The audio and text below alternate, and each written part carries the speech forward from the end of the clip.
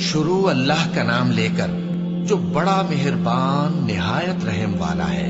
فجر کی قسم اور 10 راتوں کی اور جفت اور طاق کی اور رات کی جب رخصت ہونے لگے، اور بے شک یہ چیزیں عقل مندوں کے نزدیک قسم کھانے کے لائق ہیں، اس بات پر کہ کافروں کو ضرور عذاب ہوگا۔ کیا تم نے نہیں دیکھا کہ تمہارے پروردگار نے قوم عاد کے ساتھ کیا کیا، جو ارم کہلاتے تھے، دراز قد مانند ستونوں کے، کہ تمام ملک میں ایسے پیدا نہیں ہوئے تھے؟ اور سمود کے ساتھ کیا کیا، جو وادی قرا میں چٹانیں تراشتے تھے؟ اور فرعون کے ساتھ کیا کیا، جو خیمے اور میخیں رکھتا تھا؟ یہ لوگ ملکوں میں سرکش ہو رہے تھے، بس ان میں بہت سی خرابیاں کرتے تھے، تو تمہارے پروردگار نے ان پر عذاب کا کوڑا برسا دیا۔ بے شک تمہارا پروردگار طاق میں ہے۔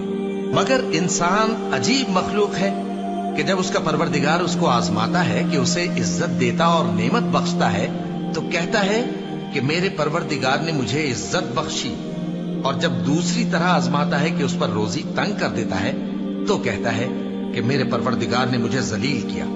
یوں نہیں، بلکہ تم لوگ یتیم کی خاطر نہیں کرتے، اور نہ مسکین کو کھانا کھلانے کی ترغیب دیتے ہو، اور میراث کے مال کو سمیٹ کر کھا جاتے ہو، اور مال کو بہت ہی عزیز رکھتے ہو۔